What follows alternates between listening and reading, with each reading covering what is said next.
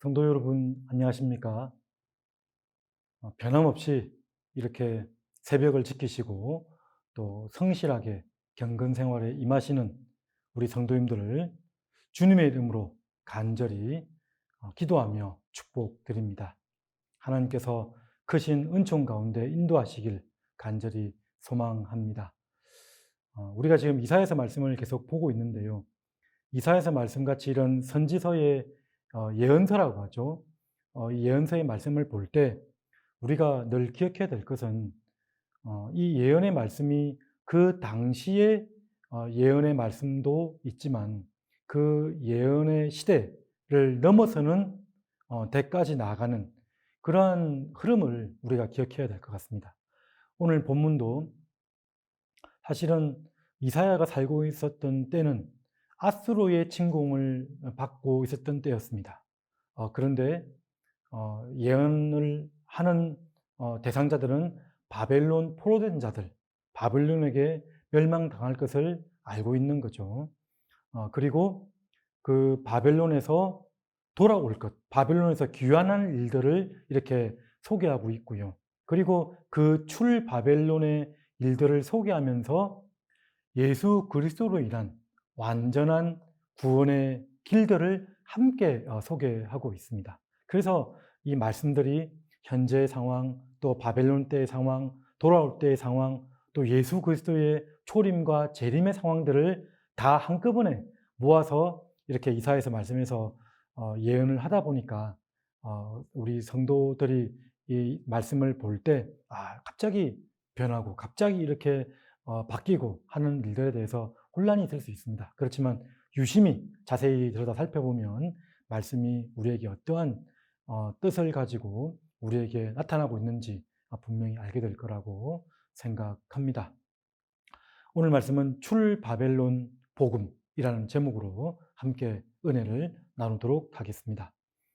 오늘 본문이 좀 길어서 제가 52장 1절부터 12절까지를 중심적으로 해서 앞장 51장 하반부도 함께 다루도록 하겠습니다. 52장 1절에 보면 시온이여 깰지어다 깰지어다 내 힘을 낼지어다.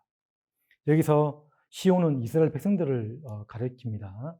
이스라엘 백성들에게 선지자를 통해서 하나님이 깨어나라 깨어나라 일어서라 일어서라 라고 말을 하고 있습니다.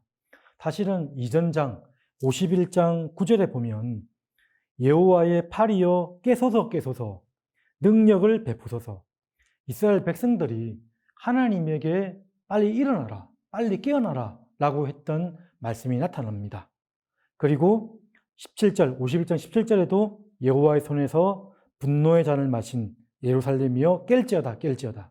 하나님께서 또 말씀하시는 거죠. 이게 무슨 말이냐면 바벨론 포로로 잡혀가 있던 그 민족들, 하나님이 주무시는 것 같았습니다. 하나님이 잠들어 있는 것 같았습니다. 하나님이 없어 보이는 것 같았다는 거죠.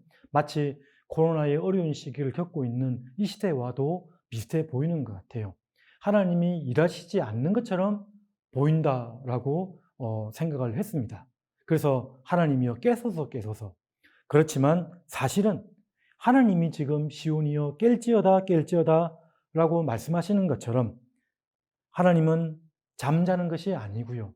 사실은 이스라엘 백성들이 하나님을 떠나고 하나님의 말씀에 불순종하고 배역하고 배도한 채로 있었기 때문에 영적으로 잠들어 있는 상황이었습니다.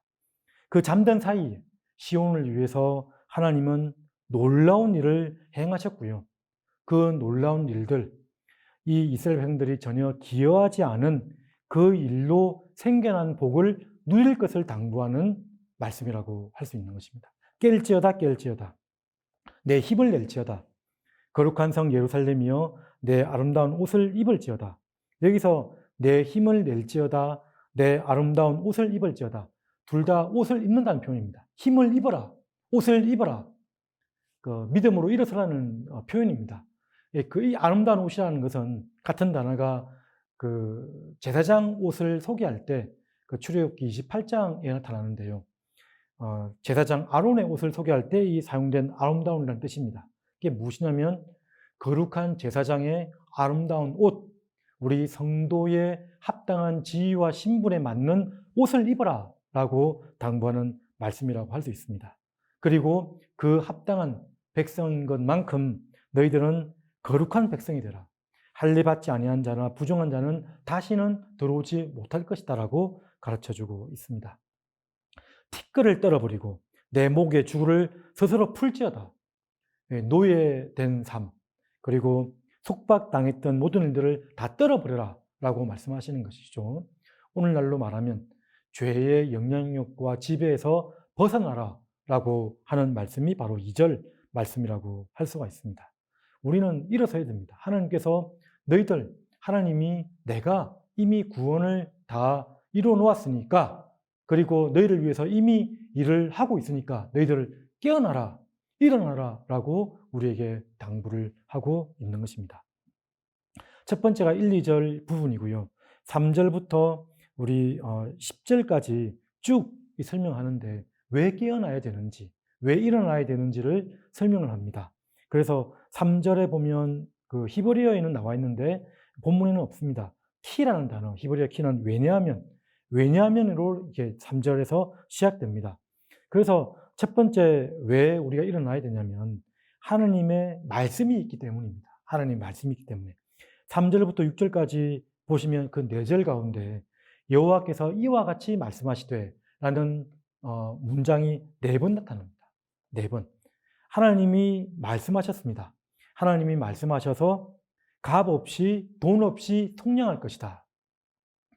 애굽이나 아수르 민족 입장에서는 이스라엘 백성들이 그 나라에 멸망당하고 지배당한 일이 사실은 아무런 이유 없이 그렇게 된 것입니다. 왜냐하면 하나님이 이스라엘을 징계하기 위해서 그 민족을 사용했기 때문에 그런 거죠. 그래서 여기 보면 값없이 너희가 넘겨졌다라고 얘기하고 있고, 이스라엘 백성들 입장에서는 사실 하나님이 이스라엘의 죄악과 그리고 치러야 될 대가를 다 치렀기 때문에 돈 없이 속량될 것이다. 이렇게 말씀을 하고 있는 것입니다. 5절에 보면 하나님의 한탄하시는 모습이 나타납니다. 그러므로 이제 여호와께서 말씀하시되 내 백성이 까닭 없이 잡혀갔으니, 이 까닭 없다는 말은 그 애굽이나 아수르 민족들의 입장에서는 그렇다는 거죠. 외부적으로 볼 때는 그렇게 보인다는 겁니다. 하나님을 떠났기 때문에 이렇게 하나님의 징계를 당했던 겁니다. 내가 여기서 어떻게 하랴? 이게 하나님의 한탄의 말씀입니다. 저렇게 비참한 처지에 있는 이스라엘 백성들, 그러면서 어떻게 할 바도 모르고 그 비참한 상황이 51장 여기 20절에 보면 내 아들들이 곤비하여 아주 힘이 피곤한 상태입니다. 그문에 걸린 영양같이 온 거리 모퉁이 위에 누웠으니 그들에게 여호와의 분노와 네 하나님의 견책이 가득하도다.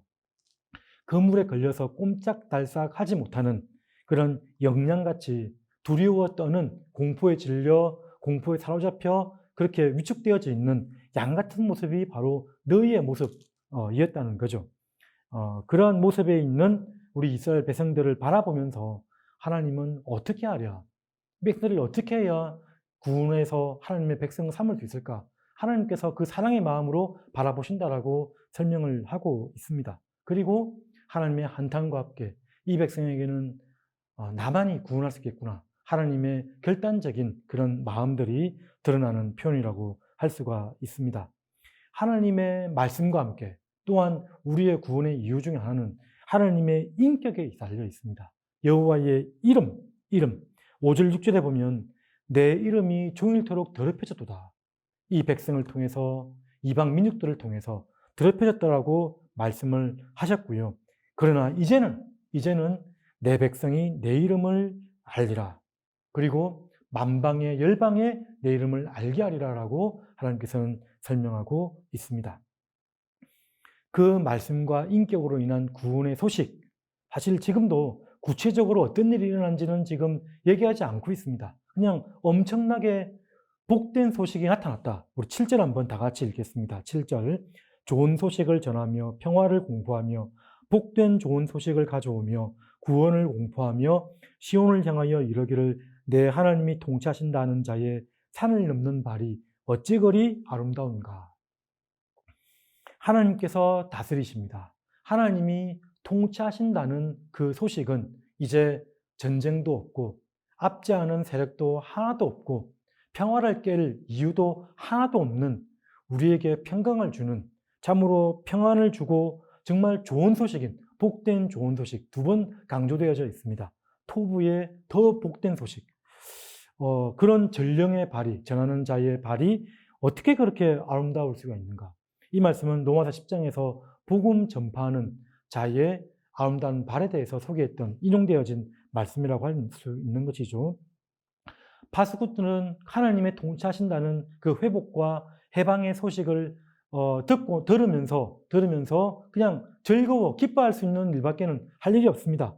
즐겁게 외치고 있고 노래하고 찬양한다라고 이렇게 말씀을 하고 있는 것이죠. 그리고 전령이 돌아옴과 동시에 여호와께서 직접 임재하시고 여호와의 구원이 우리 눈에 보여질 것이다라고 이렇게 설명을 합니다. 8절에 보시면 끝절에 여호와께서 시온으로 돌아오실 때에 그들의 눈이 마주 보리로다. 눈이 마주치겠다는 것입니다. 10절에 보시면 또 끝절에 땅 끝까지도 모두 우리 하나님의 구원을 보았도다. 우리 10절에는 그 보여진 구원의 모습이 이렇게 나타납니다. 여호와께서 열방의 목전에서 그의 거룩한 팔을 나타내셨으므로 하나님의 구원의 거룩한 팔을 나타내셨다라고 설명을 합니다. 하나님의 거룩한 팔. 근데 그 거룩한 팔이 어떻게 나타나셨는가? 그 말씀이 아직까지 나타나지는 않았습니다. 그 말씀은 이제 내일 성경 본문의 말씀인데요. 우리 내일 본문 13절에 보면 보라 내 종이 형통하리니 고난받는 종을 소개합니다. 그리고 그 고난받는 종은 53장 1절에 보면 여호와의 팔이 누구에게 나타났느냐? 여호와의 구원의 방식이 어떻게 나타났느냐? 그게 53장에서 쭉 나타납니다. 53장 4절에 보면 그는 실로 우리의 질고를 지고 우리의 슬픔을 당하였거늘 우리가 생각하기에는 그가 징벌을 받아 하나님께 맞으며 고난을 당한다 하였도다. 이렇게 말씀합니다. 우리가 보기에는 고난을 당한다고 생각을 하게 된다는 거죠. 우리는 다 양 같아서 6절에 보면 각기 제 길로 갔거늘 여호와께서는 우리 모두의 죄악을 그에게 담당시켰도다. 하나님의 구원의 방식은 그 고난받는 종에 의해서 나타나게 되는데 우리의 죄를 다 담당시킴으로 해결하셨다라고 설명을 합니다. 그가 많은 사람들의 죄를 담당하여서 사실은 그가 영혼이 버림받고 사망에 이르게 된 것이 바로 범죄자 중에 하나로 헤아림을 받았지만 사실은 많은 사람들의 죄를 담당하고 범죄자들을 위해 기도했던 사람이라는 얘기를 이사야서 53장에서 하고 있습니다. 그 얘기가 지금 여기 서두로 지금 꺼내고 있는 것이죠. 여호와의 팔이 그렇게 나타나서 만천하의 열방과 모든 땅 끝에까지도 볼 수 있을 정도로 나타났도다라고 이렇게 가르치고 있는 것입니다. 우리가 깨어날 이유, 하나님의 구원 방식에 있습니다. 말씀과 인격으로 나타나셨고요. 그 말씀과 인격은 여호와의 거룩한 팔로서 고난받는 종을 통해서 바로 예수 그리스도를 통해서 이루어졌음을 이 말씀에서 가르쳐주고 있습니다. 자, 마지막 11절, 12절 말씀은 이제는 깰지어다. 11절에 너희는 떠날지어다. 거기서 나오고 부정한 것을 만지지 말지어다. 그 가운데서 나올지어다. 여호와의 기구를 매는 자들이여 스스로 정결하게 할지어다. 떠나라라고 말씀을 합니다. 떠나라고 말씀. 출 바벨론을 명령하고 있습니다. 믿음의 자리로 나아가라. 하나님의 사명을 가지고 믿음으로 떠나라. 아브라함이 갈대우르에서 보여줄 땅으로 떠났던 것처럼 애굽 땅 종되었던 곳에서 이스라엘 백성들이 가나안 땅으로 떠났던 것처럼 너희들은 떠나라라고 설명을 합니다. 그런데 이 출 바벨론은 출 애굽보다도 더 높은 수준의 구원과 해방을 말씀해 주고 있습니다. 출애굽을 할 때는 음식을 급히 먹고 속히 나가라고 했습니다. 왜냐하면 통치하는 바로 압제자의 마음이 변화될지도 모르기 때문에 얼른 떠나서 벗어나라라고 이렇게 말씀을 했던 것이죠. 그런데 출 바벨론의 구원은 하나님이 친히 호위하시고 보호하셔서 완전한 보호 가운데 있기 때문에 너희들 평안하게 나갈 것이다. 12절에 그렇게 나와 있습니다. 여호와께서 너희 앞에서 행하시며 이스라엘의 하나님이 너희 뒤에서 호위하시리니 너희가 황급히 나오지 아니하며 도망하듯 다니지 아니하리라. 평안하게 나아가게 되어 있습니다. 이스라엘 백성들을 구름 기둥과 불 기둥으로 보호하셨던 하나님이 그보다 더 큰 보호하심으로 호위하신다라고 우리에게 설명을 하고 있는 것입니다. 왕 같은 제사장으로서 소극적으로는 부정한 것을 만지지 말고 적극적으로는 스스로 정결하게 될 것을 당부하면서 우리에게 떠나라라고 가르쳐주고 있습니다. 마치 아담이 누렸던 그 창세기 때의 에덴 동산, 그때 주셨던 복보다 예수 그리스도로 인한 구원의 은혜로 누리는 복이 훨씬 풍성하고 놀랍다는 것을, 부유하다는 것을 설명해 주는 그런 상징적인 표현이라고 할 수가 있습니다. 출애굽보다 더 나은 출바벨론에 우리의 살아계신 생명의 복음, 더 놀라운 은혜가 우리 가운데 펼쳐지게 되는 것을 이렇게 보여주고 있는 것입니다. 오늘 말씀 그렇습니다. 하나님은 결코 자기 백성을 그냥 내버려 두지 않으십니다. 우리는 출바벨론의 역사를 통해서 예수 그리스도의 오심을 통해서 하나님은 우리보다 앞서 행하여 계시고요. 행하여서 우리를 위해서 일하고 계시고 우리를 위해서 역사하고 계심을 우리가 기억해야 됩니다. 우리가 깨어나야 됩니다. 우리가 일어나야 됩니다. 온라인 예배로 또한 대면에서 바로 예배드릴 수 없는 상황에서 일어나시기 바랍니다. 바른 자세로 예배드리고 하나님을 더 하나님의 위치로 올려드려서 우리의 구속하신 왕, 구원하신 그 왕 앞에 경배를 하는 것입니다. 여호와의 팔이 어떻게 나타났는지, 하나님의 말씀과 인격이 어떻게 우리 가운데 나타나서 보여주는지를 우리가 묵상하며 살펴보아야 될 것입니다. 여러분, 답답하고 어렵더라도 말씀을 계속 읽어 나가셔야 됩니다. 꾸준히 읽어 나가면서 하나님의 그 복음, 하나님이 어떻게 역사하셔서 우리에게 오셨는지 그 방식과 방법까지도 하나님의 인도하시는 여러 가지 흐름들을 우리 말씀을 통해서 그 비밀을 캐내어 가시기를 간절히 바랍니다. 그리고 왕 같은 제사장으로서 이 땅에 주신 사명이 있습니다. 떠나야 됩니다. 출 바벨론의 은혜가 우리 앞에 있습니다. 이렇게 답답하고 어려운 상황이라 할지라도 출 바벨론의 은혜를 기억하고 그리고 내일 본 말씀이지만 이사야서 53장을 거듭거듭 읽으면서 하나님의 역사는 어떻게 나타나는지를 묵상하며 예수 그리스도의 은혜 가운데 거하는 저와 여러분들이 되시기를 간절히 바랍니다. 예수 그리스도의 산소매의 끈을 끝까지 붙들고 나가는 저와 여러분이 되셔서 출 바벨론의 부요한 풍성한 은혜를 누리시고 그러한 은혜 가운데 거하는 성도들이 되시기를 주님의 이름으로 축복드립니다. 이 시간 다 같이 기도하도록 하겠습니다. 하나님께서 참으로 믿음 없는 자들에게 말씀하십니다. 내가 여기서 어떻게 하랴? 답답해 하시는 하나님. 하나님은 우리가 보지 못하고 느끼지 못해도 더 풍성한 방식으로, 더 놀라운 방식으로 일하시는 분이십니다. 그 일을 기억하고 우리의 신앙이 떨어져 있지 않는지 우리의 믿음을 위해서 기도하시길 바랍니다.